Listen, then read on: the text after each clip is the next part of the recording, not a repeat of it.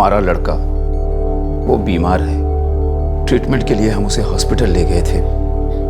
हम हमेशा उसको पास ही रखते थे। वो दवाई लेने गए ना, हमारे पास में ही खड़ा था वो। ये कल दोपहर की बात है? जी सर। उसको ढूंढ लीजिए सर, वो खुद मैनेज नहीं कर सकता।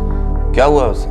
वो थोड़ा मानसिक रूप से बीमार है, लेकिन किसी को नुकसान नहीं पहुंचाएगा, लेकिन अकेले खुद कर भी नहीं सकता सर। उसको ढूंढना पड़ेगा सर, ढूंढ लीजिए। संजय नाम है? जी सर, संजय मूर्ति, 35 साल का है।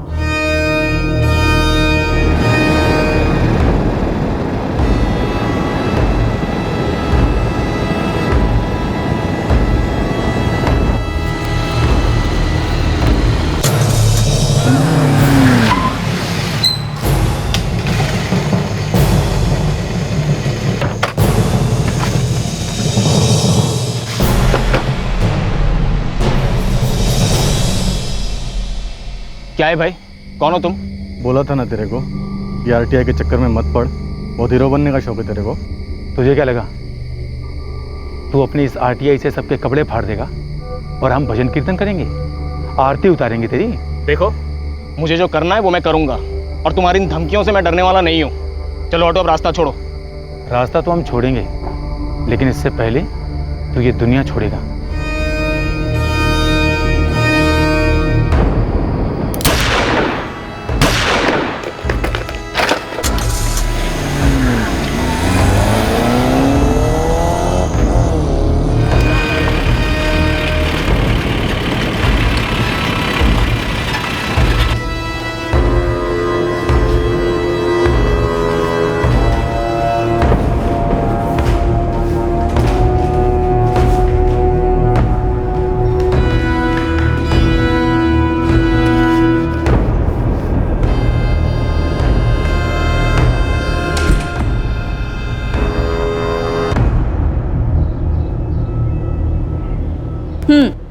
ये रही आपकी चाय। गरिमा, प्रदीप का मर्डर हो गया। क्या?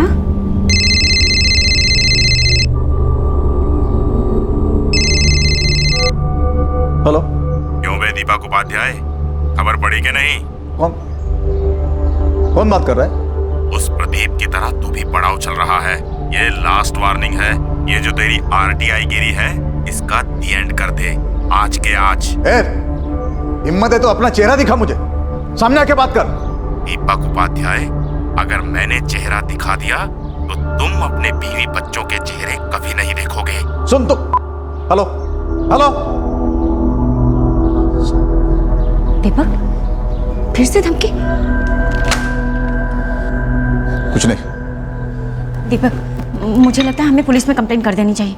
मम्मी, पापा, आप लोग पुलिस के पास क्यों जा रहे हो?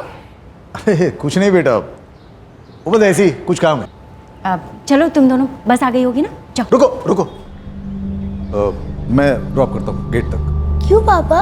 अरे ऐसे ही बेटा, मतलब आप दोनों अकेले कैसे जाओगे? पर पापा, हम लोग तो रोज अकेले जाते हैं। आप ऐसे डरे हुए क्यों लग रहे हो? नहीं बेटा, ऐसी कोई बात नहीं है। चलो जल्दी निकलो, नहीं तो बस मिस हो जाएगी। बाय मम्मी। बाय बाय पापा। बाय।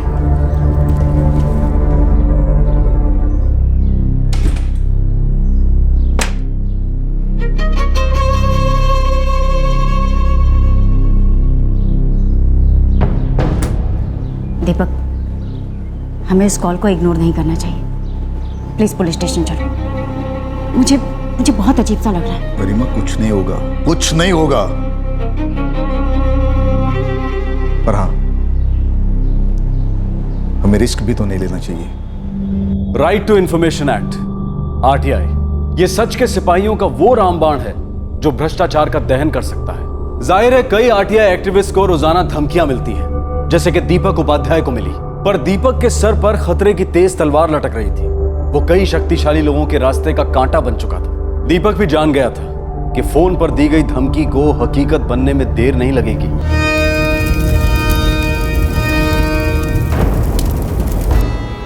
सर, जिन नंबर से यह धमकियां आ रही है, मैं उन्हें पहचानता नहीं, लेकिन जब भी मैं कॉल बैक करने की कोशिश करता हूं, कोई उठाता ही नहीं। अब वो नंबर मुझे बताइए, हम ट्रैक करने की कोशिश करते हैं। सर, मुझे ढूंढने होंगे।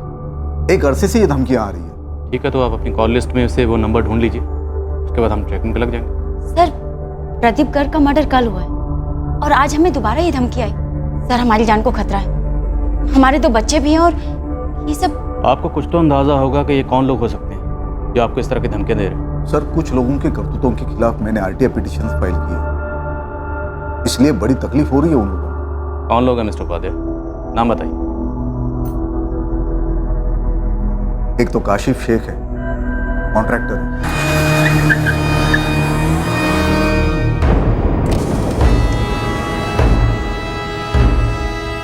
धीरज सैनी, काशिफ शेख का बिजनेस पार्टनर।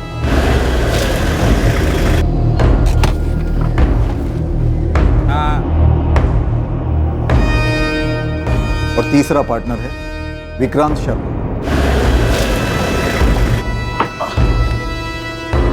हेलो, हाँ मैं पहुंच गया हूँ। इन तीनों की एक कंस्ट्रक्शन कंपनी है। Schools, rehabilitation quarters, government buildings, सारी डील टेबल के नीचे से फाइनल होती है सर। ब्लैक मनी तो बोरियों में भर के आता था सर। मैंने आरटीआई के जरिए इन तीनों के कई भांडे फोड़े। देखिए, अगर आपकी वजह से इनका डायरेक्टली कोई नुकसान हो रहा होता तो ये लोग आपको ऐसे डायरेक्ट धमकी नहीं देते। हाँ जानता हूँ, किराए के लोगों से काम करवाएंगे आप। आप फिक्र मत कीजिए, एक बार ये किराए के टट्टू हाथ लग जाए, असली गुनाहगार कौन है ये भी पता चल जाएगा। मुझे मेरी फिक्र नहीं, लेकिन मैं नहीं चाहता कि मेरी वजह से मेरी फैमिली पर कोई आंच। सर, क्या मेरी फैमिली को पुलिस प्रोटेक्शन मिल सकता है? आप अर्जी दे दीजिए, डायरेक्टरेट से इसकी परमिशन लेनी पड़ेगी। और परमिशन मिलने तक? देखिए, मैं तो कहूँगा बेहतर होगा कि आप अपना नंबर चेंज कर लीजिए।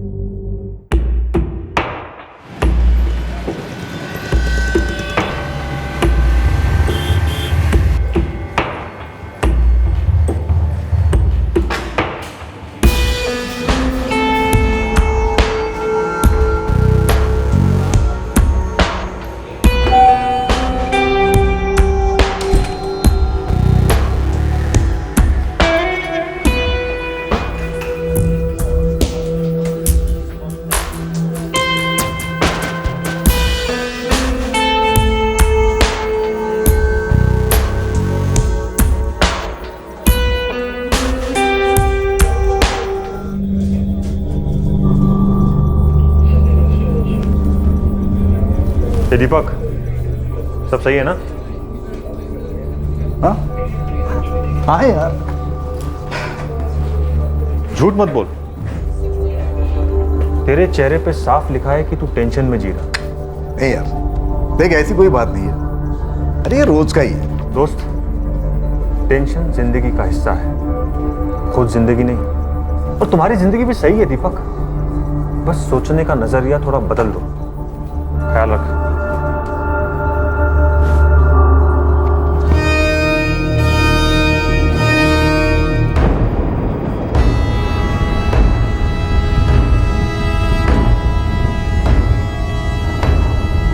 जीवन, समीर। हाँ मम्मा। चलो बेटा, चलकर खाना खा लो। चलो उठो। पापा के साथ खाएंगे, मैं अभी नहीं खाऊंगा। अरे हाँ, पापा के साथ बहुत सारी बातें भी करनी है। पापा को आने दो प्लीज प्लीज।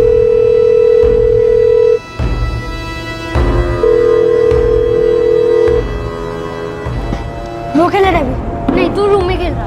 तो अरे तू हर बार तू नहीं खेलेगा। मम्मी आ जाएगी ना। देख तू हर बार ऐसे ही करता है। तू ऐसे करता है। जा जा तू जा। क्या कर रहे हो तुम दोनों? पहले खाना खाओ। मैंने कहा ना पहले खाना खाओ। जीवन, पहले खाना।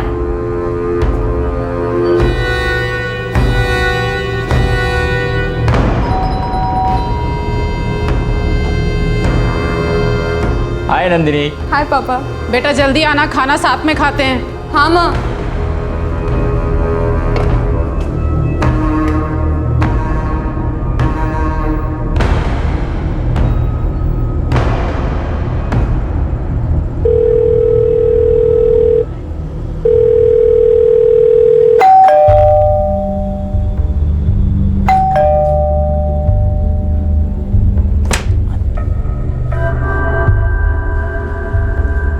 दीपक, ये आपको क्या हुआ? आप ये सब क्या क्या हो? दीपक, आप दीपक, ये सब क्या हुआ दीपक? दीपक,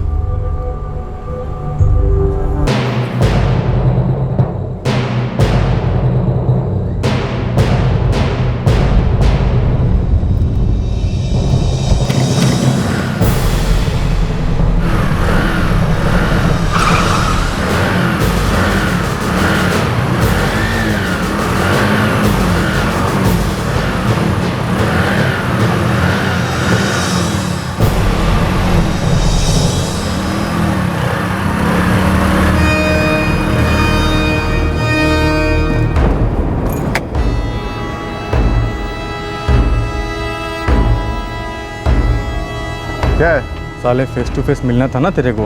कौन हो तुम लोग? मैं पूछ रहा हूँ, कौन हो तुम लोग? कौन हो तुम लोग? अमाद तुम्हारे बाप हैं हम। सर दीपक, तुम ये आरटीआई की तीली जलाकर आग से खेल रहे हो, और वो आग हम लोग ऐसा जला देंगे कि तुम्हारे बीवी बच्चे भी पहचान नहीं पाएंगे। और फाइनल वार्निंग है ये, समझा?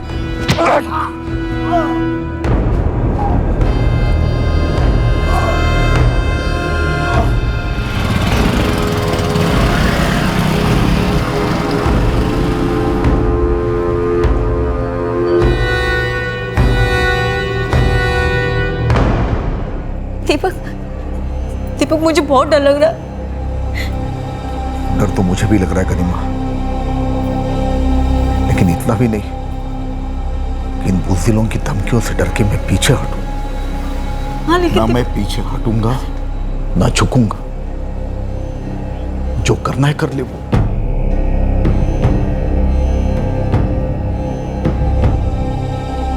बाय मम्मी, बाय मम्मी, बाय पापा, बाय पापा, बाय बेटा। अरे रुको बच्चों, क्या हो तुम? समीर, संभाल के जाना बेटा।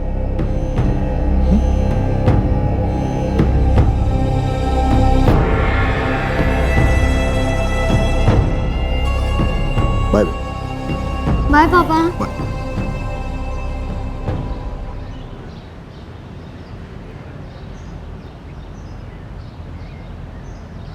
दीपक,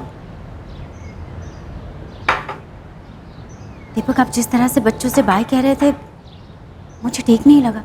रात भर सोच रहा था मैं। जितना सोचता हूं उतना यकीन होता है कि डरना दरअसल हारना है। दीपक, मैं बस इतना चाहती हूँ कि आपको और बच्चों को कुछ ना हो, बाकी कुछ नहीं। गरिमा, कुछ नहीं होगा। देखो, पुलिस है हमारे साथ, और ये बात उन्हें भी पता है। अगर उन्होंने मुझे मारने की कोशिश की तो वो सारे के सारे मारे जाएंगे।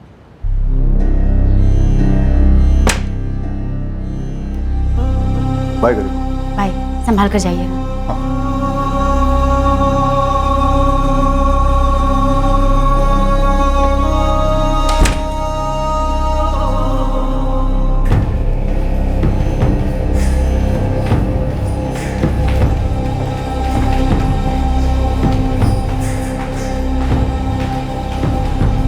धमकियों के सिलसिले ने एक नया रुख ले लिया था उस दिन। जिस बात का डर था वो हकीकत बनने जा रही थी। खतरे की चिंगारी अब हमले की आग बन रही थी, और इन आग की लपटों ने मौत का नृत्य शुरू कर दिया था।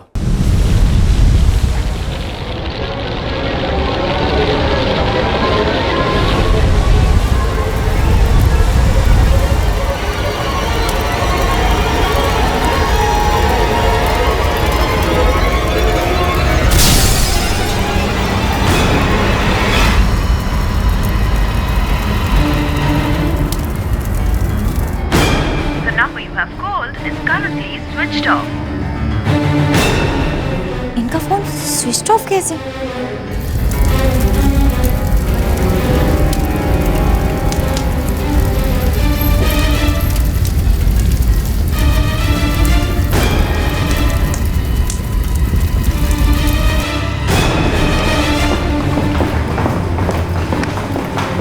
सर, कंट्रोल रूम से एक कॉल आया है।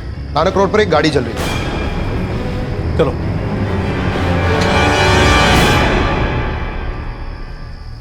क्या हुआ मम्मी? पापा फोन नहीं उठा रहे? पापा ऑफिस में ही है क्या? ऑफिस के सिक्योरिटी गार्ड ने बोला कि वो ऑफिस से 8:30 बजे निकल गए। तो फिर मम्मा? पापा कहाँ हैं? मम्मी, मामा जी को फोन करो ना। हाँ गरिमा, पैनिक मत करो, बच्चों का ख्याल रखो। ऋषभ, उनका फ़ोन स्विच ऑफ आ रहा है। ऐसा पहले कभी नहीं हुआ, मुझे बहुत डर लग रहा है। हाँ, मैं बस अभी निकल रहा हूँ, मुझे थोड़ा सा टाइम दो, बस तुरंत निकल रहा हूँ यहाँ से, मैं पहुँचता हूँ, सब ठीक हो जाएगा।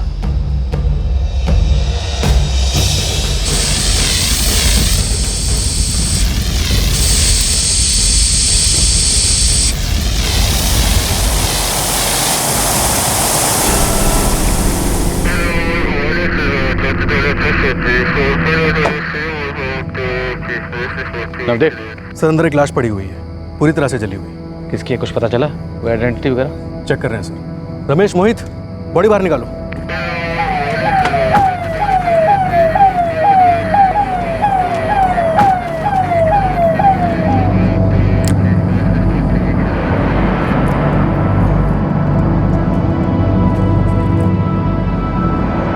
सर, अंदर से मोबाइल मिला है, पूरी तरह जला हुआ है। इसका सिम कार्ड देखो और अंदर देखो और क्या है। जी सर। सर, बॉडी पे से एक इमरजेंसी कॉन्टैक्ट नंबर मिला है, कोई रीमा उपाध्याय लगता है। कांटेक्ट करो। सर। कांटेक्ट हुआ? नहीं, अभी भी स्विच ऑफ ही दिखा रहा है। लगता है उनका फोन होगा। Mummy, phone. ये उनका नंबर तो नहीं है। उठाओ तो सही, किसका है? हाँ।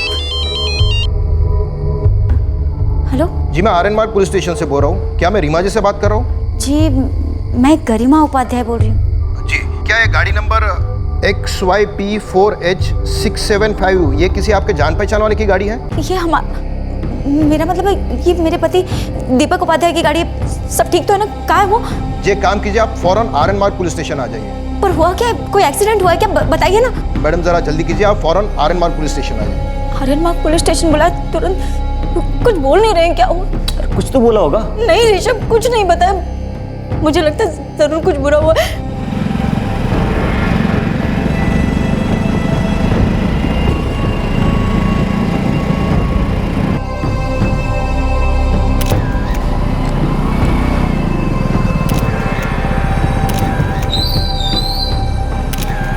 ऋषभ, ये हमारी कार है ना? सर, ये हमारी गाड़ी है। मेरे हस्बैंड कहाँ है? जी, आप अंदर जाए, आपको पता चल जाएगा। चलते हैं, चल के देखते हैं। चल। हाँ, पर ये गाड़ी देख तो। प्लीज इंस्पेक्टर साहब, बताइए ना, क्या हुआ है? कहाँ मेरे पति? आप हमें कहाँ लेके जा रहे हैं इंस्पेक्टर साहब? आप बोल के मेरे, मैं कब से आपसे पूछ रही हूँ। सर, दीपक कहाँ कहाँ है? दीपक? आइए।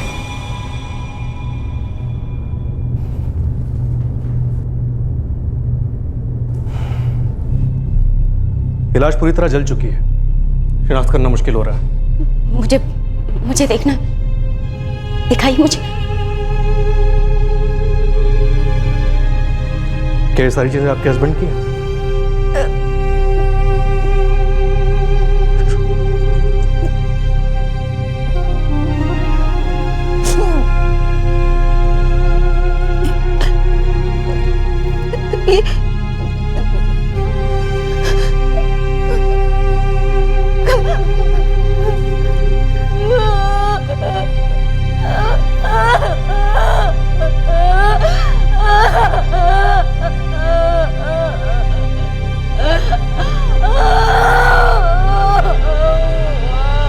कार पूरी तरह से जल गई है। गाड़ी के अंदर से हमें एक मोबाइल मिला है, वो भी पूरी तरह से जली हुई हालत में। पब्लिक के किसी आदमी ने कंट्रोल रूम को फोन किया था। आपके हस्बैंड के आइडेंटिटी कार्ड से हम आप तक पहुंचे। हम आए थे आपके पास मदद मांगने के। कहा था मैंने आप लोगों से कि दीपक की जान खतरे में। अगर आप चाहते तो रोक सकते थे इस मर्डर को, पर आपने नहीं रोका। गरिमा जी, जिसने भी ये घिनौनी हरकत की है, हम उसे छोड़ेंगे नहीं। आपने छोड़ दिया इंस्पेक्टर, छोड़ दिया आपने। जब उन्हें गिरफ्तार करना चाहिए था तब तो आपने कुछ नहीं किया। अगर आप चाहते तो इस मर्डर को रोक सकते थे, और नहीं रोका आपने, नहीं रोका। और उन लोगों ने मार डाला मेरे पति को, मार डाला उन लोगों ने।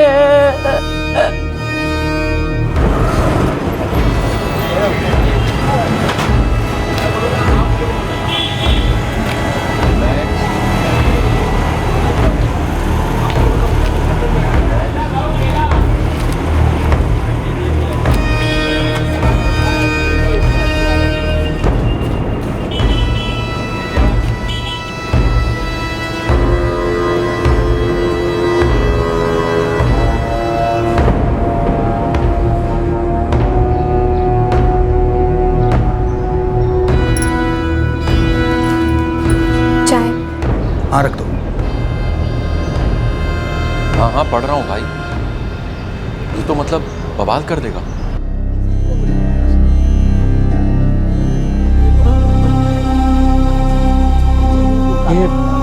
ये सब हुआ कैसे? कुछ पता नहीं है भाई, पुलिस इन्वेस्टिगेट कर रही है। लेकिन मुझे मालूम है किसने किया है। दीपक की इस आहुति को हम व्यर्थ नहीं जाने देंगे। हम कल पुलिस स्टेशन चलेंगे और धरना प्रदर्शन करेंगे। दीपक के कातिलों को सजा दिलवा के रहेंगे।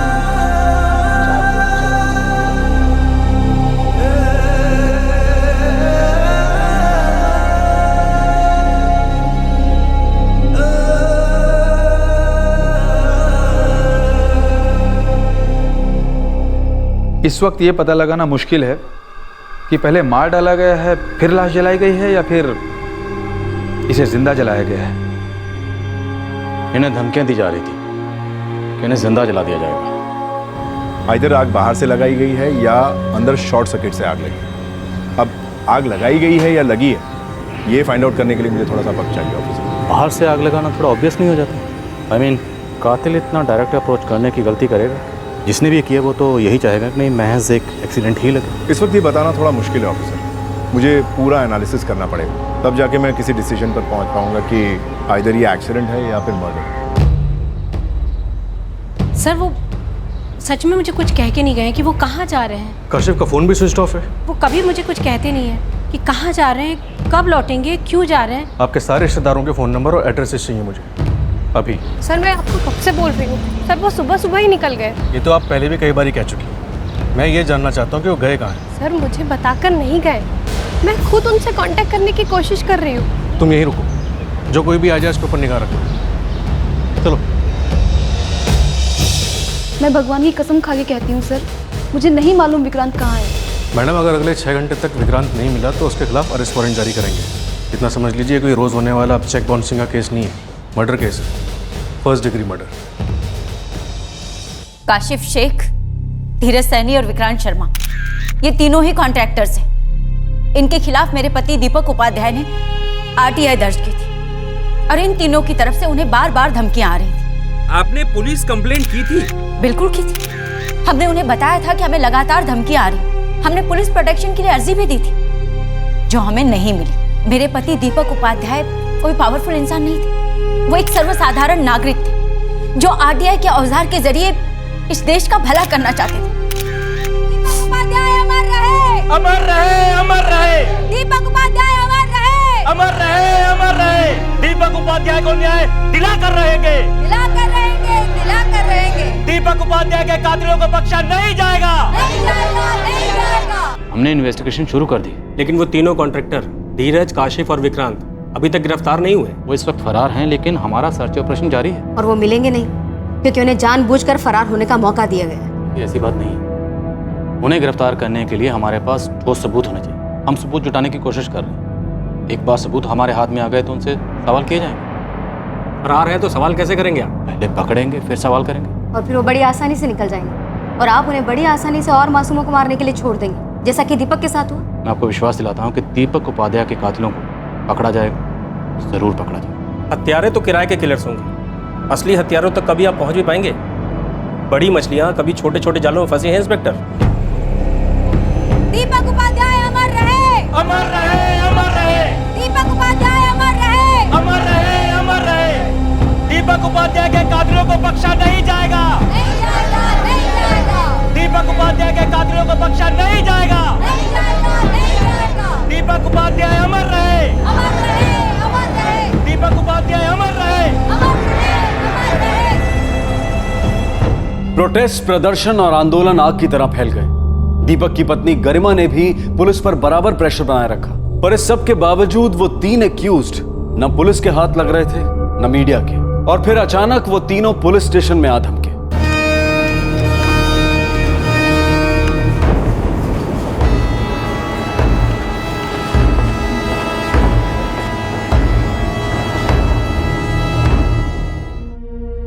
ये है मेरे क्लाइंट्स के एंटीसिपेटरी बेल ऑर्डर। हमने आपके क्लाइंट से अभी एक सवाल भी नहीं किया और आप इतनी सारी चालें चल गए। क्यों नहीं चलता? उस दीपक उपाध्याय की पत्नी गरिमा ने मेरे क्लाइंट्स पर मर्डर का झूठा इल्जाम ठोका। मेरे क्लाइंट्स का दूर दूर तक इस कांड से कोई वास्ता नहीं। सच में नहीं? इंस्पेक्टर साहब, हम कॉन्ट्रैक्टर्स हैं। हाँ, उस दीपक ने आरटीआई से हम लोगों की नाक में दम तो कर रखा था, और हाँ, ये आरटीआई वाली बात सब लोग जानते थे। सब लोग ये भी जानते थे कि वो हमारे खिलाफ था। सर, सरकार का हर डिपार्टमेंट जानता है कि दीपक बेवजह हाथ धोकर हमारे पीछे पड़ा हुआ था। अब सर ऐसे में हम लोग पागल हैं जो उसे मारने का प्लान बनाएंगे? तो फिर आप तीनों से कैसे रोकते?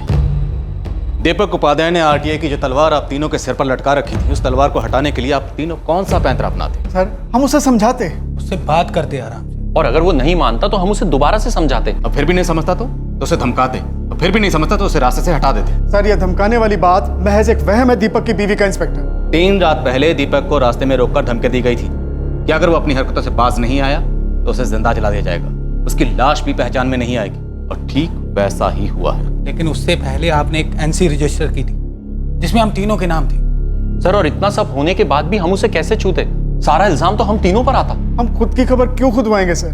सर, हम अपनी चिता में आग क्यों लगाएंगे?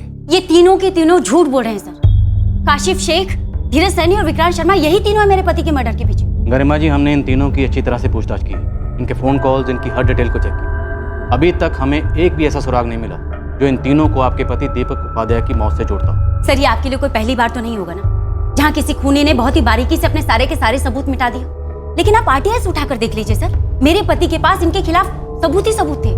हमने वो सबूत भी चेक किए, बल्कि इन तीनों ने खुद माना है कि इनको दीपक उपाध्याय से परेशानी थी।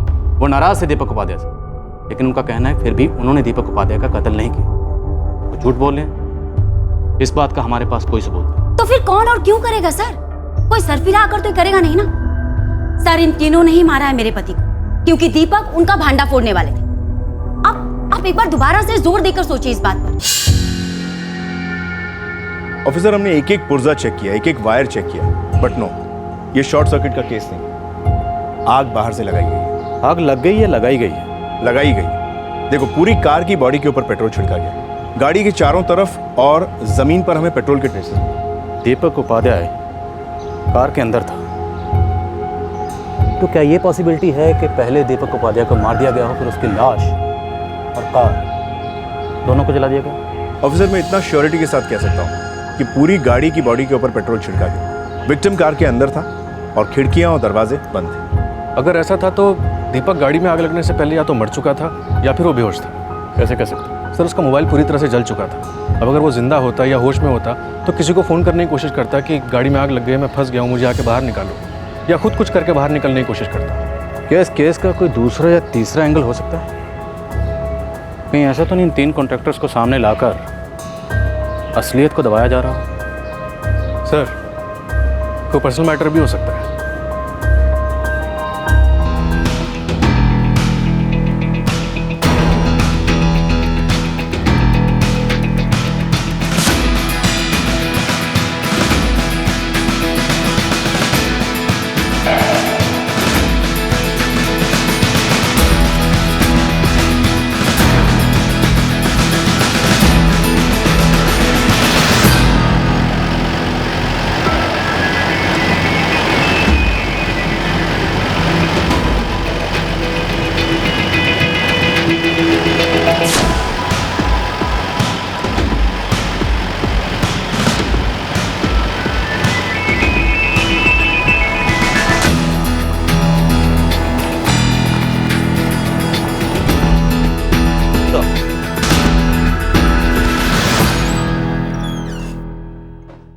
क्या कह रहे थे आप?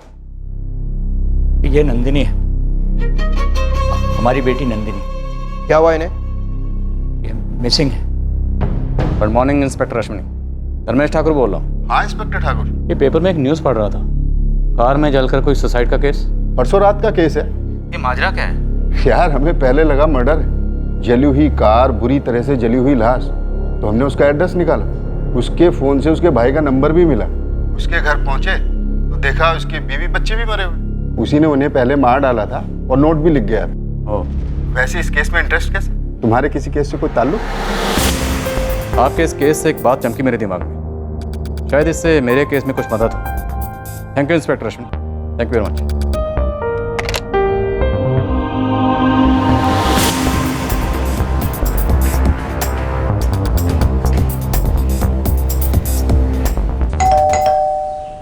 सुसाइड?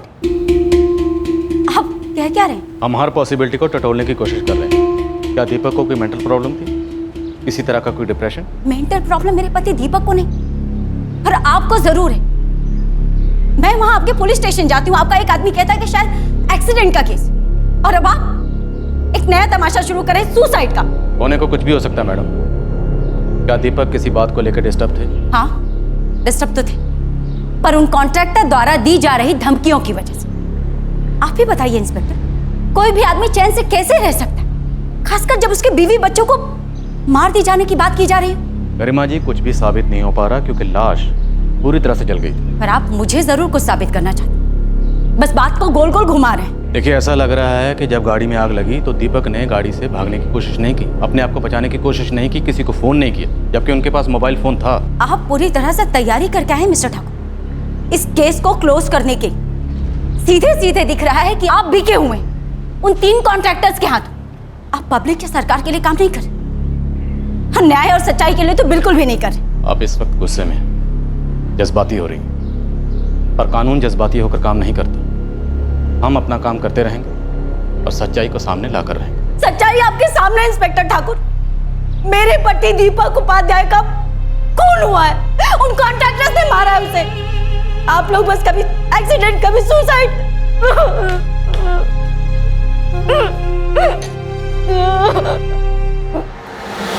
ये कोई पर्सनल मामला हो सकता है। बस लग रहा है कि ये कोई पर्सनल मामला है। इस दीपक उपाध्याय के ऑफिस में खबरी एक्टिवेट करो, बल्कि ऑफिस में नहीं, इसके मोहल्ले में जहां कहीं भी ये आता जाता है, सब जगह। शायद हम कुछ मिस कर रहे हैं और वो हमें चीख चीख कर पुकार रहे हैं। सर, आरटीआई एक्टिविटीज को लेकर दीपक को मिली धमकियों और अटैक वाला एंगल पुलिस को इस केस में आगे नहीं ले जा रहा था। अब उन्होंने सभी व्यक्तिगत मामलों को टटोलना शुरू किया। फिर एक दूसरे केस ने दीपक उपाध्याय केस पर एक अलग किस्म की रोशनी डाली, और इस रोशनी में एक दरवाजा खुला, और इस दरवाजे के साथ एक बहुत ही अजीब पिटारा खुला जिसने इस केस को सर के बल उलट दिया।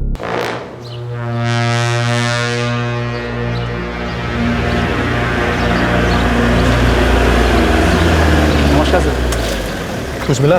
सर, दीपक उपाध्याय का ऑफिस में काम करने वालों का सभी का बीमा निकलवाया गया था ऑफिस की तरफ से। कितने का? 45 लाख रुपए का बीमा था दीपक का, जिस पर अब उसकी वाइफ और उसका साला दोनों क्लेम करने पर तुले हुए हैं। कुछ झोल लग रहा है क्या? नहीं, झोल का तो नहीं पता, लेकिन हाँ, उसका ऑफिस में एक बहुत ही खास दोस्त है, अरुण यादव। कुछ बोला वो? मुझसे तो कुछ नहीं बोला, लेकिन आप पूछेंगे तो शायद आपको कुछ बोल दे। हेलो, अरुण यादव जी बोल रहा हूँ। आप कौन? पीएसआई नवदीप डागर बोल रहा हूँ, आरंगमार्ग पुलिस थाने से। दीपक उपाध्याय के बारे में कुछ बात करनी थी तुमसे। जी कहिए, क्या जानना चाहते हैं आप? वही जो हम नहीं जानते और शायद तुम जानते हो। थाने आ जाओ।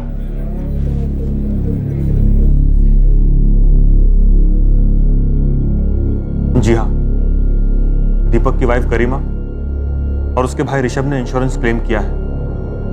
दरअसल पहला चेक भी मिल चुका है उन्हें। हमने सुना बड़े करीब थे तुम और दीपक। जी सही सुना है आप। अरुण, हमें लगता है कि दीपक की मौत आरटीआई एक्टिविटीज की वजह से नहीं हुई। शायद कोई पर्सनल वजह रही है। हो सकता है उसने सुसाइड किया। आपको क्या लगता है? आपकी जुबान खामोश है लेकिन चेहरा बहुत कुछ बोल रहा है। दीपक किस बात को लेकर डिस्टर्ब था?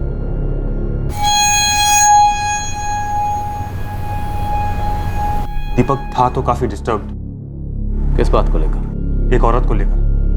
कौन सी औरत? यार अरुण, सच्चाई ये है कि मैं उससे प्यार करता हूँ। और सच्चाई ये भी है कि तुम शादीशुदा हो, 2 बच्चे हैं। दीपक, क्या गरिमा इस बारे में जानती? नहीं जानती, पर शायद जान जाएगी। क्योंकि गरिमा को दीपक के अफेयर के बारे में कैसे पता चलता? क्योंकि वो औरत दीपक की पड़ोसी है, नंदिनी।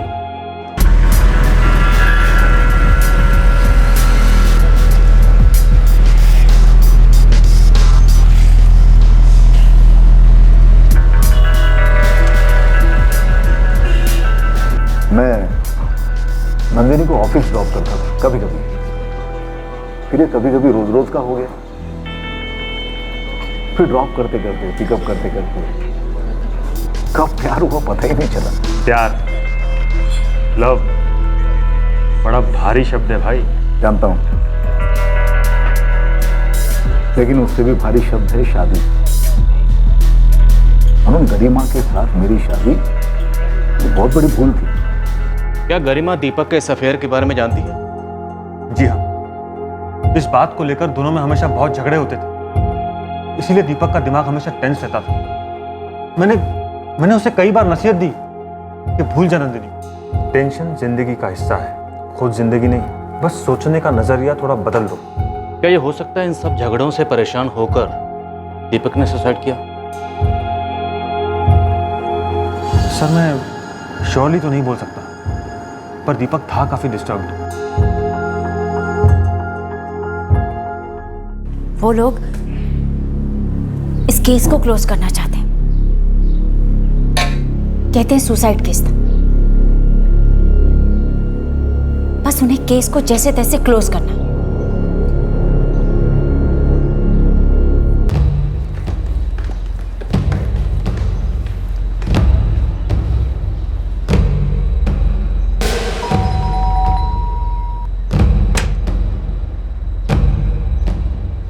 जी, नंदिनी मिसिंग है। क्या?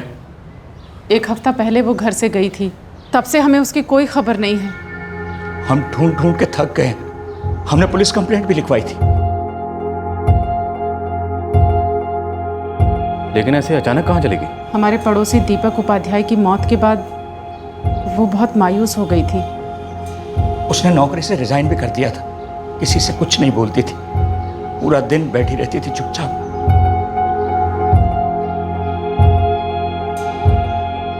क्या आपको पता था कि नंदिनी और दीपक का अफेयर चल रहा था?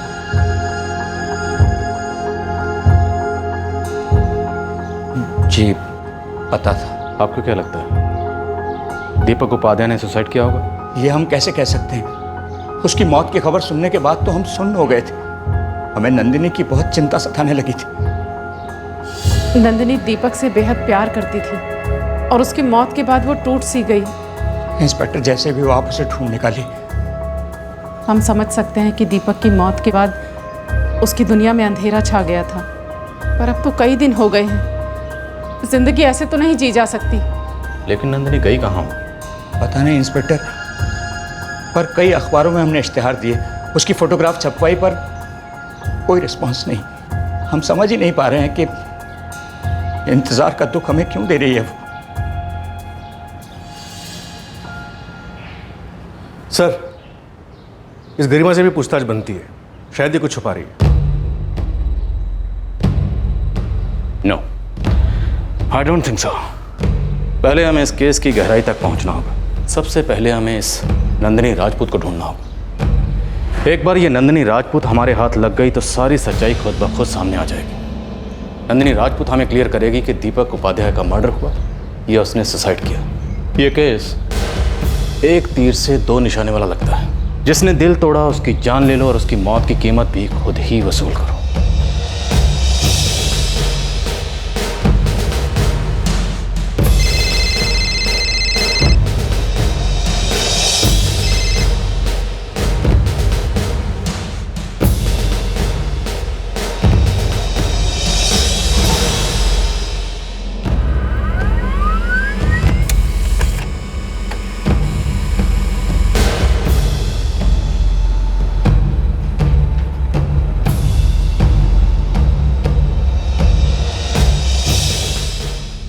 सर, एक बात तो क्लियर है, एक अरसे से नंदिनी और दीपक उपाध्याय दूसरे के साथ टच में थे, लेकिन दीपक की मौत के 2 दिन पहले से दोनों टच में नहीं थे, ना ही फोन कॉल्स पे और ना ही SMS पे। और जिस दिन से दीपक की मौत हुई है तब से नंदिनी का मोबाइल भी ऑफ है। नंदिनी के फादर का कहना था कि नंदिनी कुछ डिस्टर्ब थी, किसी से कुछ नहीं बोलती थी, पूरा दिन बैठी रहती थी चुपचाप। दीपक उपाध्याय की मौत से 2 दिन पहले इन दोनों के बीच में कोई कम्युनिकेशन नहीं था। No SMS, no calls. ऐसा क्यों हुआ होगा?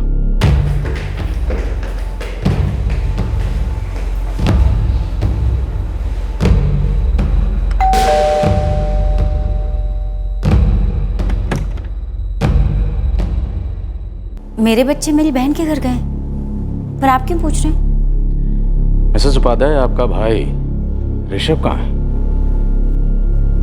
वो वहां अपने घर होगा, पर बात क्या है बताइए तो। आपके अलावा और इस बात को कौन जानता था कि आपके पति का अफेयर आपकी नेबर नंदिनी राजपूत के साथ चल रहा था? आप तो जानती थी, फिर भी ये बात आपने हमें नहीं बताई। कोई तो वजह रही होगी जिसकी वजह से आपने ये बात हमसे छुपाई। वजह ये थी इंस्पेक्टर कि आप लोग इस केस को कभी सुसाइड कभी एक्सीडेंट पता नहीं क्या क्या करार दे रहे थे, जबकि सच्चाई ये है मेरे पति को उन कॉन्ट्रैक्टर्स ने जलाकर मार डाला। मैं नहीं चाहती थी कि उनके अफेयर वाली बात की वजह से ये केस कहीं और गुम रहा हो।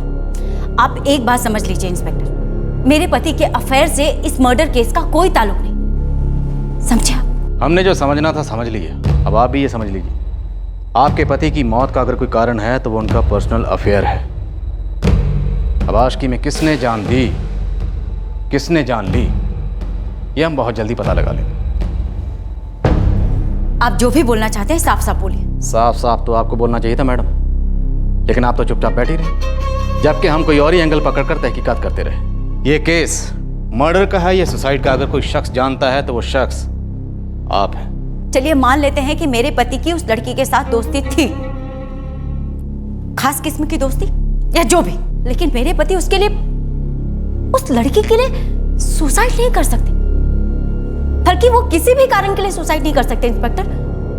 उनके 2 बच्चे हैं, 1000 जिम्मेदारियां थी उनके सर पर। आपके पति नंदिनी राजपूत से शादी करना चाहते हैं? सवाल ही नहीं उठता इंस्पेक्टर, वो किसी के लिए भी हम तीनों को नहीं छोड़ सकते थे। फिर भी आपको इस बात का डर तो था? हाँ था मुझे इस बात का डर कि एक दिन अचानक से वो मुझे छोड़कर चले ना जाए। आप दोनों में बहुत झगड़े होते थे? मैंने कहा ना इंस्पेक्टर कि मेरे पति का मर्डर उन 3 कॉन्ट्रैक्टर्स ने करवाया।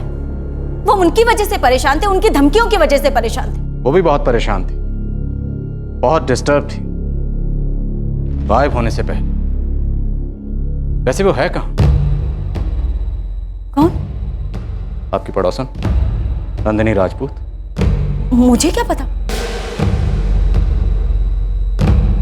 इसके सारे कॉल्स टाइप करो, ये कहाँ जाती है, किससे मिलती है, क्या करती है, हर मिनट की डिटेल चाहिए। जो औरत अपने पति का अफेयर छुपा सकती है वो कुछ भी छुपा सकती है।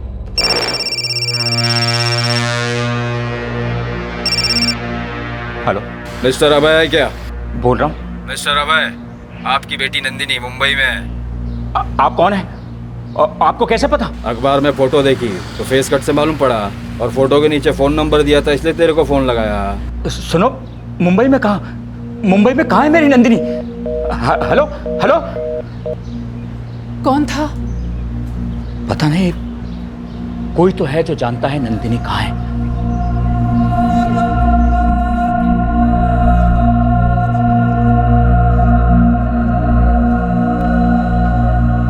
दीपक भैया के कातिल का कुछ पता चला है ऋषभ? नहीं, पुलिस अपना काम कर रही है। कोई प्रूफ मिला है? कुछ बात आगे बढ़ी? मुझे क्या पता कविता।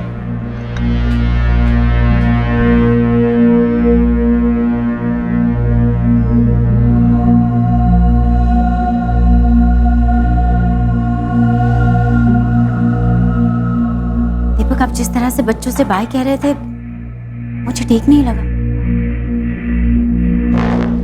सर, किसी ने नंदिनी के पिता अभय को फोन किया, बोला नंदिनी मुंबई में। और कुछ नहीं बोला? अपना नाम वाम कुछ भी? नहीं सर, अज्ञात कॉलर था। नंबर ट्रैक किया? मुंबई के कांदिवली इलाके से था, किसी पीसीओ से। मुंबई?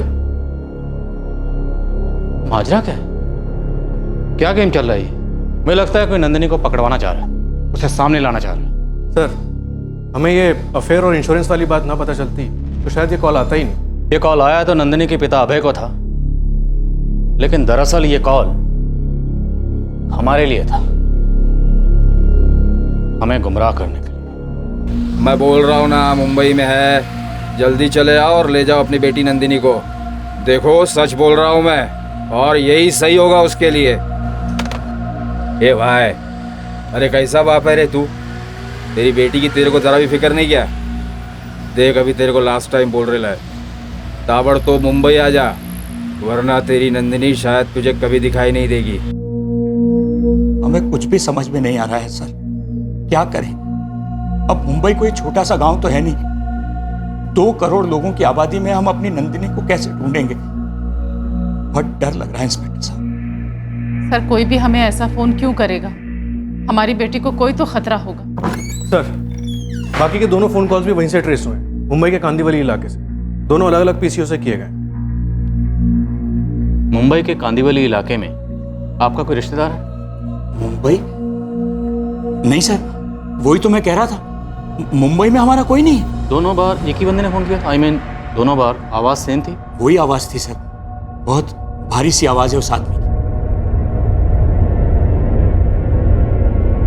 ये फ़ोन कॉल्स महज फ़ोन कॉल्स नहीं है, दरअसल इशारे हैं। किताब नहीं समझी सर, हालात ठीक नहीं। मुंबई पुलिस को इन्फॉर्म करो, उनकी मदद की जरूरत पड़ेगी। चूहे बिल्ली का खेल शुरू हो गया, खेलना तो पड़ेगा।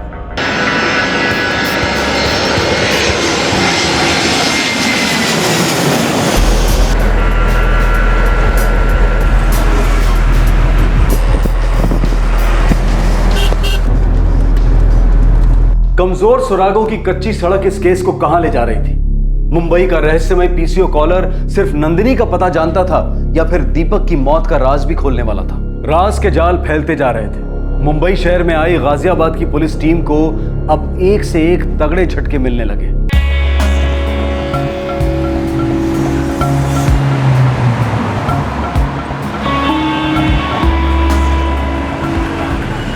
चेहरा याद नहीं रहता हमें तो तारीख कैसे याद रहेगी?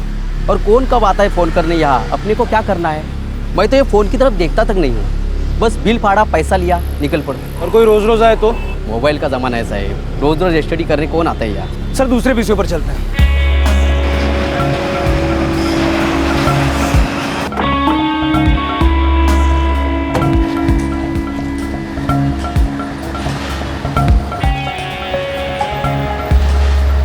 सर ये पीसीओ वाला भी यही कह रहा है, इसे याद नहीं है। उसे जरूर याद होगा। किसे? उसे।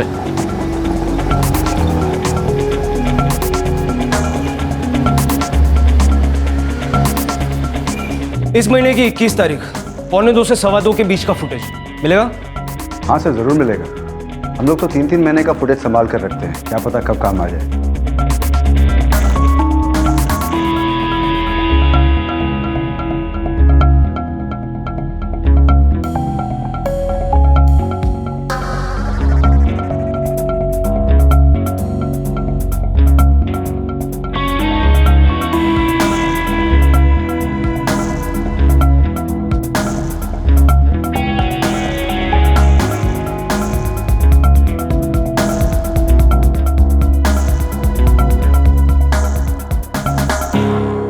एक मिनट, ये हमारा बंदा हो सकता है, फ्रीज कीजिए।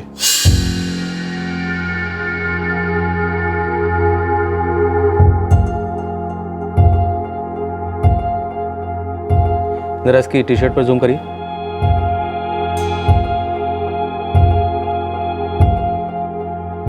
स्पेंटा फार्मास्यूटिकल्स। स्पेंटा फार्मास्यूटिकल्स में तो सर दीपक काम करता था।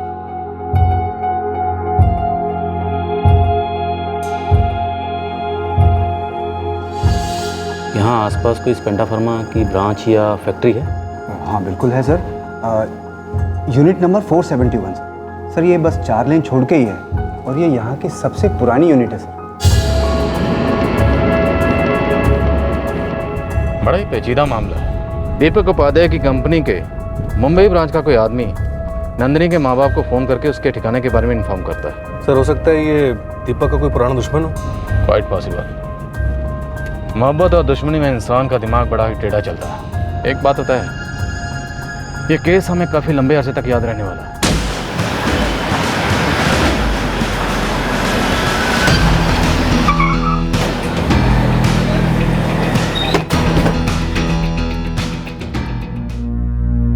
सर ये तो तरुण सिन्हा मालूम होता है। कौन तरुण सिन्हा? आपके पास इसकी ढंग की तस्वीर है? आई मीन जिसमें इसका चेहरा साफ नजर आता? कोई रिकॉर्ड है इसका आपके पास? ऑफ कोर्स, इसकी सारी डिटेल्स तो इसके बायोडाटा और जॉइनिंग फॉर्म में मिलेगा। वैसे इसने अभी अभी ज्वाइन किया हुआ है, 1 महीना भी पूरा नहीं हुआ। ज्यादा से ज्यादा 3 हफ्ता पकड़ लो। 3 हफ्ते? मतलब दीपक की मौत के 1 हफ्ते बाद? सर इन दोनों का आपस में कुछ ना कुछ कनेक्शन जरूर है।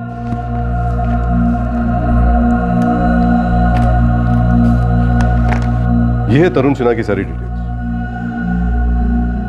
सर वैसे आज तरुण का ऑफ डे है। ये यहाँ मशीन ऑपरेटर का काम करता है? जी इसमें ये जो एड्रेस मेंशन है ये कहाँ का है? ये तो गुरई का है, यहीं पास में।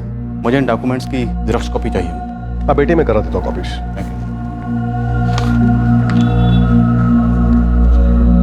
पावड़े साहब, इस बंदे पे 24 घंटे निगरानी रखनी होगी। पॉसिबल है?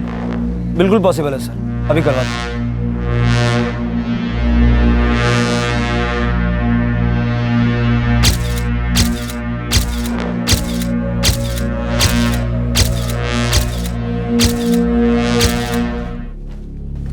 सर, ये रहे कॉल रिकॉर्ड्स, टोटल लिस्ट है। ये तरुण सिन्हा तो काफी खामोश किस्म का इंसान लगता है। सिर्फ 2 ही नंबर्स के कांटेक्ट में और दोनों से बहुत कम वक्त के लिए बात हुई है। जरा पता करो ये दोनों नंबर्स आखिर हैं किसके। सर, शिंदे।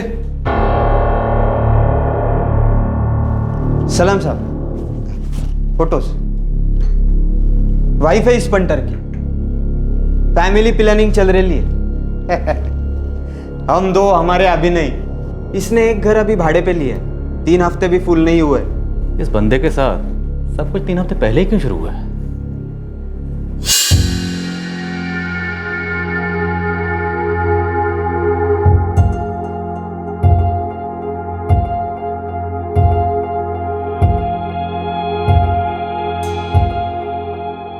चेहरा जरा देखो गौर से।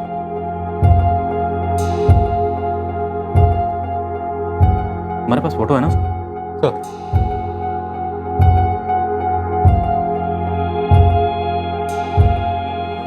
देखो, चलती है ना? एकदम जेरॉक्स कॉपी। इससे मिलता है सर। अगर ये दोनों चेहरे मिलते हैं तो क्या ये केस वही केस है जिसके लिए हम मुंबई आए, या ये कोई और केस बनने वाला है?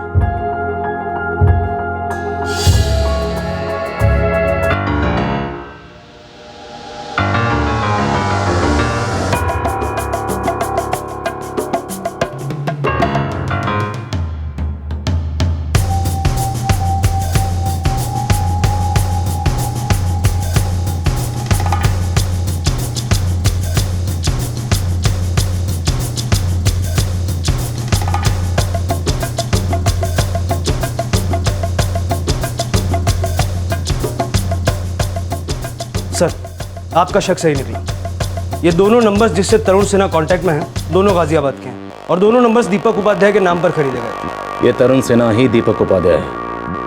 साला कमीना जिंदा है। ऐसा नौटंकीबाज आज तक नहीं देखा। क्या था ये नाटक? कौन रच रहा था इसे और क्यों?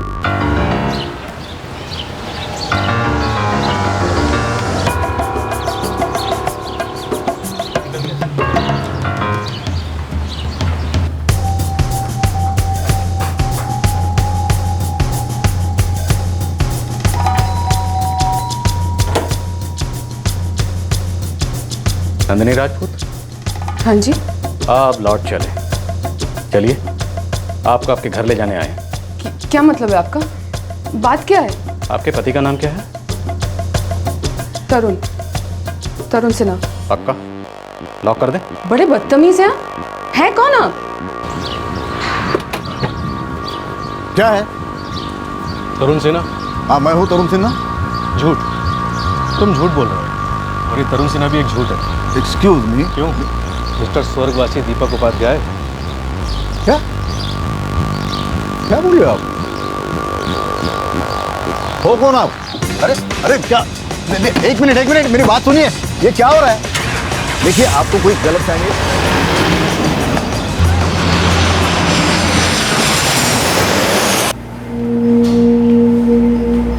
मैं अपनी मर्जी से मुंबई आई थी। मर्जी आपकी, तैयारियां दीपक की। अच्छी पार्टनरशिप है। देखिए, ये दीपक नहीं तरुण है, तरुण सिन्हा। मैं इनसे दीपक की डेथ के बाद मिली थी।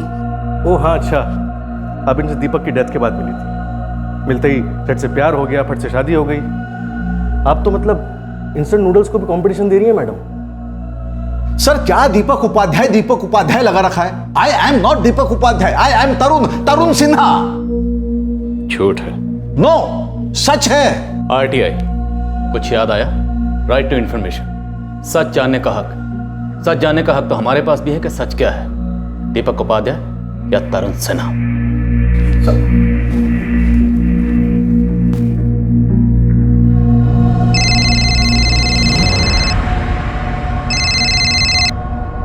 हेलो, गर्मा जी, इंस्पेक्टर धर्मेश ठाकुर बोल रहा हूँ। केस सॉल्व हो गया। क्या सच में आपने दीपक के कातिल को पकड़ लिया? जी नहीं, हम दीपक उपाध्याय के कातिलों को नहीं ढूंढ पाए, और जिस शख्स ने अपना कत्ल खुद ही किया हो उसके कातिलों को कोई कैसे ढूंढ सकता है? आप फिर से मर्डर केस को सुसाइड का नाम देने हैं। नहीं गरिमा जी, ये सुसाइड केस नहीं है बल्कि पुनर्जन्म का मामला लगता है। मुबारक हो, आपके पति जिंदा है और उनका जन्मदिन मनाने के लिए हम उन्हें मुंबई से यहाँ ले आए। आइए, आप भी पुलिस स्टेशन आकर खुद अपनी आंखों से देख लीजिए। मैं नहीं मानती इस बात को। हमें भी इस चमत्कार को मानने में थोड़ा वक्त लगा। तो आप आ रही हैं या आपको लाने के लिए पुलिस स्टेशन से किसी को भेजूं?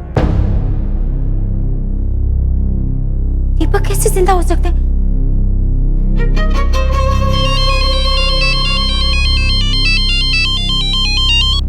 हाँ गरिमा, ऋषभ, पुलिस स्टेशन से कॉल आया था। कुछ मिला क्या? हाँ, वो लोग कह रहे हैं कि दीपक जिंदा है। क्या? हाँ, मुंबई में कहीं मिले, उन्हें यहाँ लेकर आ रहे हैं। लेकिन ये कैसे हो सकता गरिमा? मेरी भी कुछ समझ में नहीं आ रहा ऋषभ, ये लोग क्या गेम खेल रहे हैं पता नहीं। मुझे पुलिस स्टेशन बुलाया। क्या नॉनसेंस है ये गरिमा? वो लोग ना केस को दबा देना चाहते हैं और कुछ नहीं है। पता नहीं, तुम चलोगे मेरे साथ? गरिमा, मेरे लिए आज थोड़ा मुश्किल है ऑफिस से निकलना। देखो गरिमा, डरने की कोई बात नहीं है। वो लोग ना केस को क्लोज करना चाहते हैं और कुछ नहीं है, और तुम हर बात उनकी मानने की जरूरत भी नहीं है।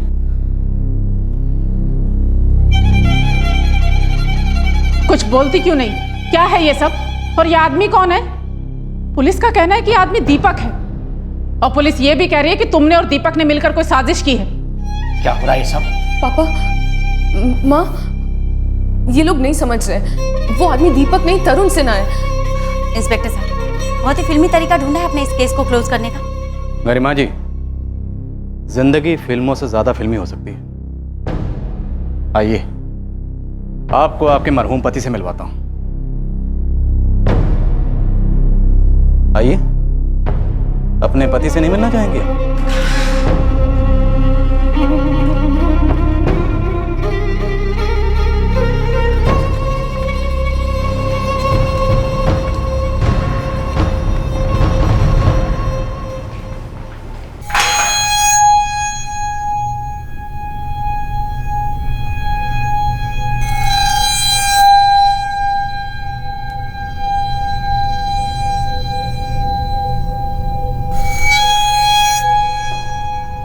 दीपक उपाध्याय, आपके पति।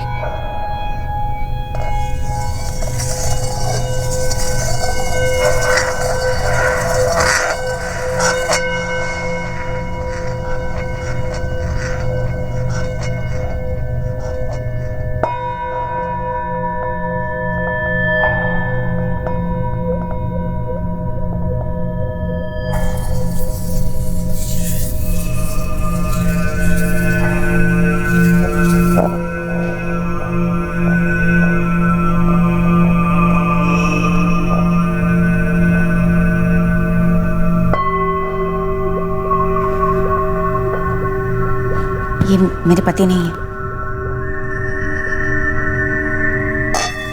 ये वाकई में मेरे पति नहीं। सर, क्यों इन सब की और मेरी जिंदगी के साथ ऐसा गंदा मजाक कर रहे हैं आप? क्यों? ये दीपक है कौन? देखिए, मैं कोई दीपक वीपक नहीं हूं। मैं तरुण सिन्हा था, मैं तरुण सिन्हा हूं, और मैं तरुण सिन्हा ही रहूंगा। मुझे दीपक उपाध्याय बनाने पे क्यों तुले आप? अरे मैं कोई और कैसे हो सकता हूं?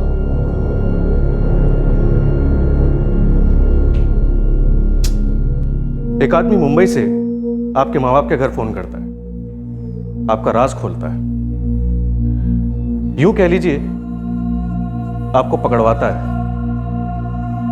और ये वो आदमी है नंदिनी जी जिसे आप तरुण सिन्हा कह रही हैं। सरासर झूठ बोल रहे हैं आप। तरुण मेरे पति है, समझे आप? जी, हम जो समझे आप नहीं समझ रही हैं। न ये आपका पति है और ना ही ये कोई तरुण सिन्हा है।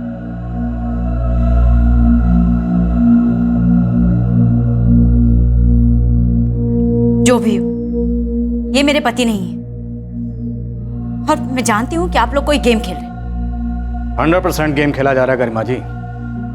बस ये पता लगाना बाकी है कि कौन सा खिलाड़ी किस टीम का। आपके पति ने अग्नि को साक्षी मानकर जिस हाथ से आपको थामा था, उस हाथ पर आपने क्या देखा?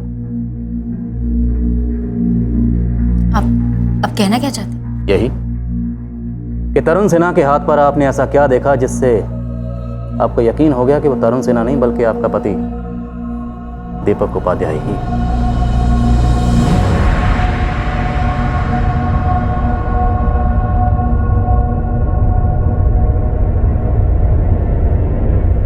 नंदिनी जी, ये आदमी आपका राज खुलकर आपसे पीछा छुड़वाना चाह रहा है, ऐसा क्यों?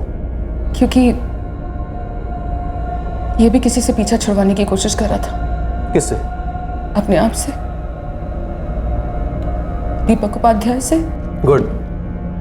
तो अब आप ये मानती हैं कि ये आदमी दीपक उपाध्याय ही है? मानना कैसा,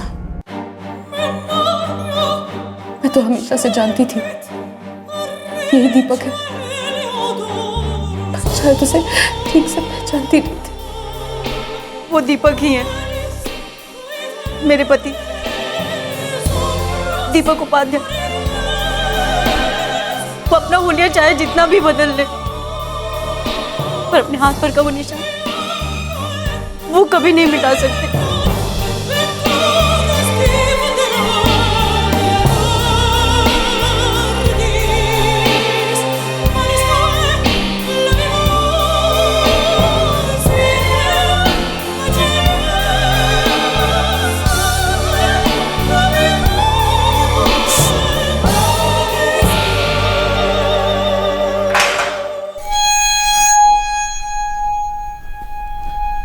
मिस्टर दीपक उपाध्याय बड़े शातिर खिलाड़ी निकले थे, लेकिन जब कानून का शिकंजा कसता है ना, तो बड़े बड़े खिलाड़ी क्लीन बोल्ड हो जाते हैं। तुम्हारी पत्नी गरिमा तो इस बात को कबूल करने के लिए तैयार ही नहीं थी कि तुम उसके पति हो।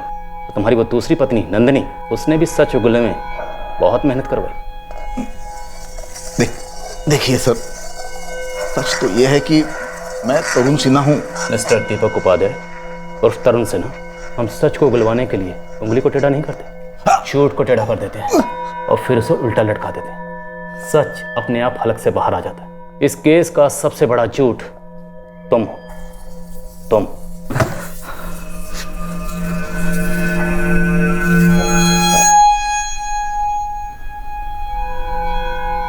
हाँ, मैं ही हूं दीपक उपाध्याय। गरिमा और नंदिनी दोनों ने इस बात को कबूल किया था कि पुलिस की हिरासत में जो आदमी था वो तरुण सिन्हा नहीं बल्कि वाकई दीपक उपाध्याय था, जो पूरी दुनिया के लिए कुछ दिनों पहले मर चुका था। आखिरकार दीपक ने भी अपनी असलियत को कबूल कर लिया। दीपक का कबूलनामा एक ऐसे भयंकर और क्रूर प्लान को रोशनी में लेकर आया जो उसने खुद रचा था अपने स्वार्थ के लिए। कार में जो बुरी तरह से जली हुई लाश रखी थी, लाश किसकी थी? दीपक, जीवन, समीर, जल्दी आओ।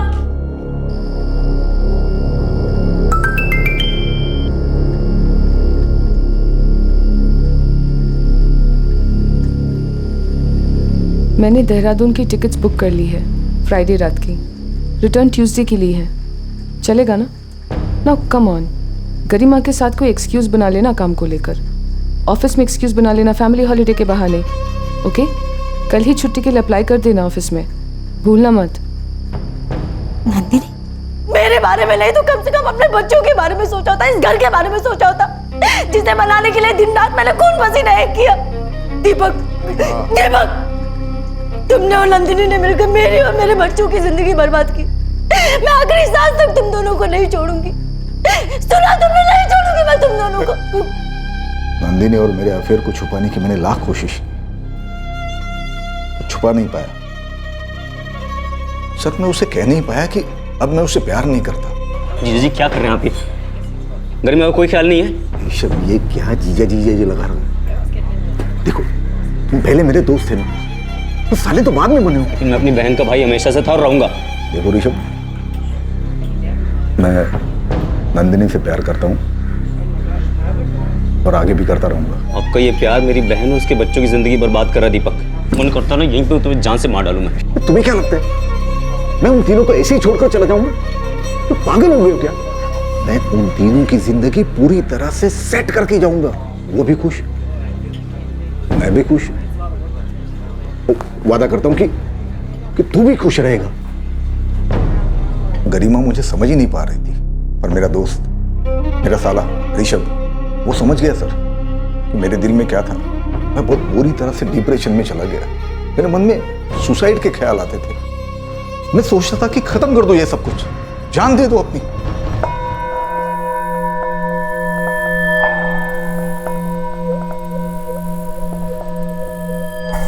तुम्हारे मन में जान देने के नहीं, जान लेने के ख्याल आ रहे थे। तुम सुसाइड नहीं, मर्डर करना चाहते थे। मर्डर। तुम्हारी मौत का ड्रामा तो झूठा था, लेकिन जो गाड़ी में जली हुई लाश थी वो मौत हकीकत थी। वो कैसे मारा गया? कौन था वो? देख ऋषभ, मेरी कंपनी 45 लाख का इंश्योरेंस देगी। लेकिन दीपक, कार में होगा कौन?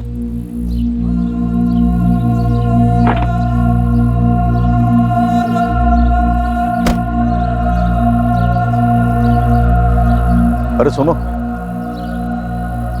अरे सुनो,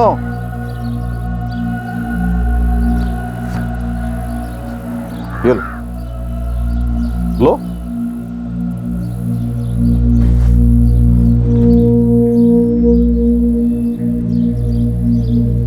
अरे क्या कर रहे हो? क्या कर रहे हो? हाँ, क्या कर रहे हो? भूख लगी है? भूख लगी है?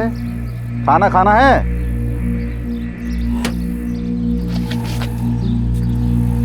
ये लो, खाओ।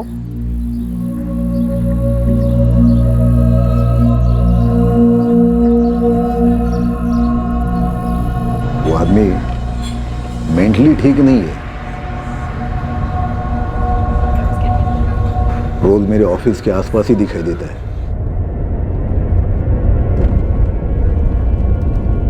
उसकी हाइट, उसकी बॉडी मुझसे काफी मिलती जुलती थी।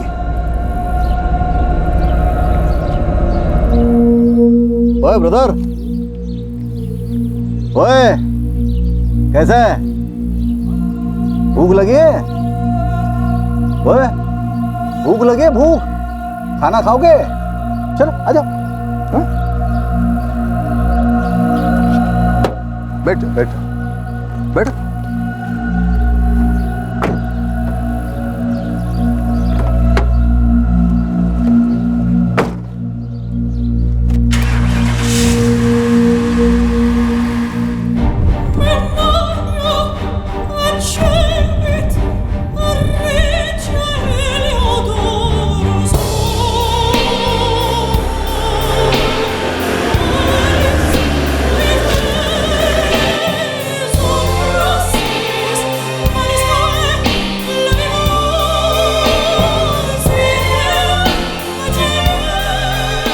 कौन था वो आदमी? सर मैं नहीं जानता वो कौन था। शायद वो खुद भी नहीं जानता था कि वो कौन था।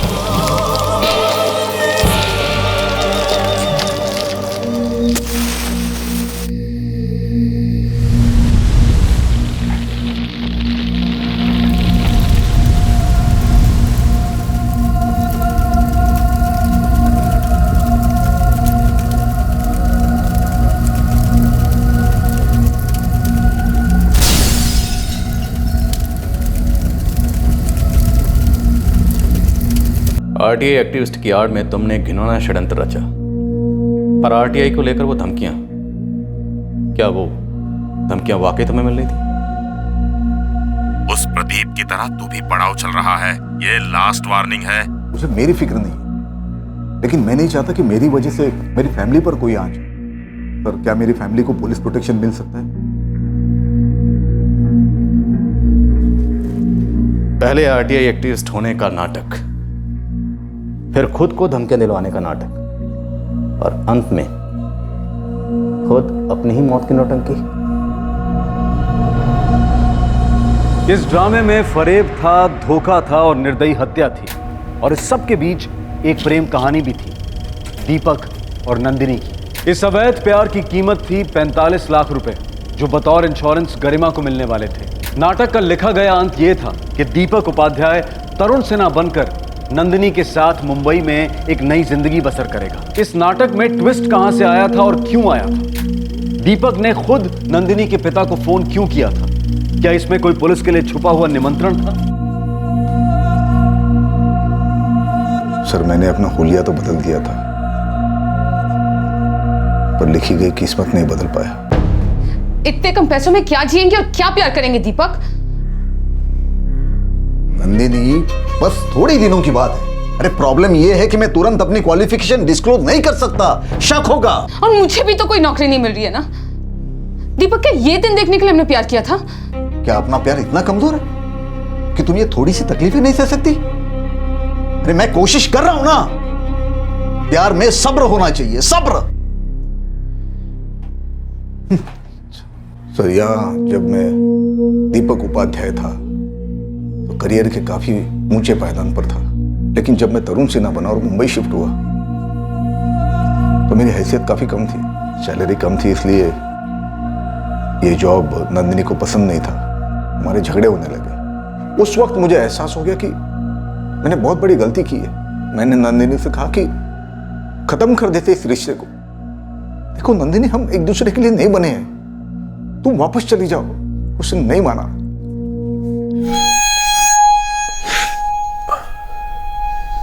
क्योंकि हमने शादी भी तो कर ली थी ना सर। शादी? तुमने नंदिनी से शादी कब की?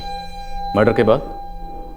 और असली नामों के सर्टिफिकेट है? दीपक उपाध्याय, तरुण सिन्हा या फिर कुछ और? शादी दरअसल मर्डर के बहुत पहले कर ली थी, जब मैं गरिमा के साथ था। हाँ माँ, प्यार था वो, प्यार था वो। पूरी तरह से हो चुके थे हम एक दूसरे के। 1 साल पहले हम दोनों ने शादी कर ली थी और मुझसे ये सब लड़कों को देखने का चक्कर संभाला नहीं जा रहा था, सो भाग गई उसके साथ। तुम भाग गई उसके साथ, पर वो तुम्हें अपने से दूर भगाना चाहता था।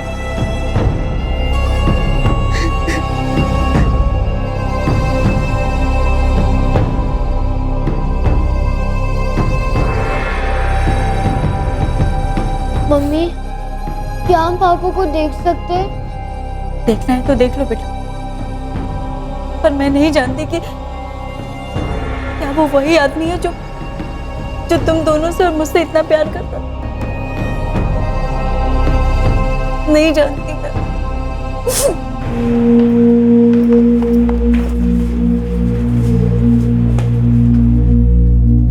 कहां छुपा रखा ऋषभ को? मुझे सच में कुछ नहीं पता इंस्पेक्टर। उन्होंने मुझे कुछ नहीं बताया और ना ऑफिस से फोन किया। दरअसल सुबह से उनका फोन भी स्विच ऑफ आ रहा है।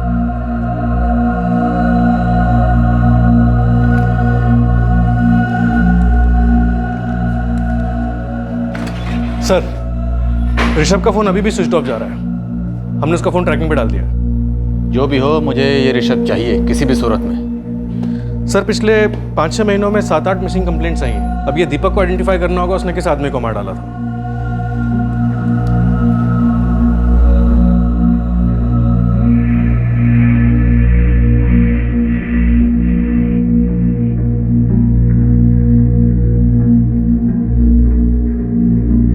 संजय मूर्ति सर, 5 महीने से मिसिंग था, मेंटल पेशेंट था। इसके माँ बाप इसे यहाँ इलाज के लिए लेकर आए थे। हमारा लड़का वो बीमार है, ट्रीटमेंट के लिए हम उसे हॉस्पिटल ले गए थे।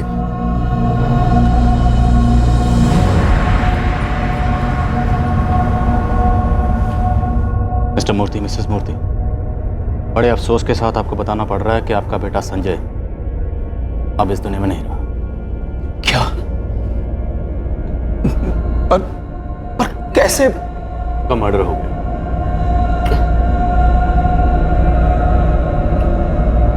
क्यों?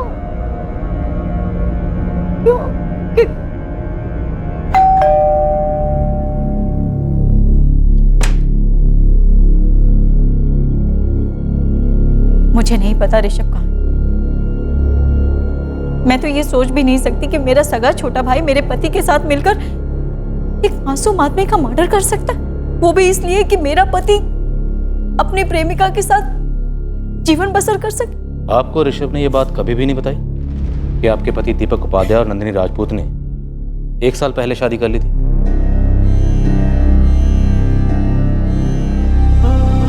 शादी 1 साल पहले? नहीं, मुझे किसी ने कुछ नहीं बताया। मुझे तो लगता है कि मेरा पति मेरा कभी था ही नहीं। उसने कभी किसी से सच्चा प्यार नहीं किया, ना ही मुझसे और ना ही उस नंदिनी से।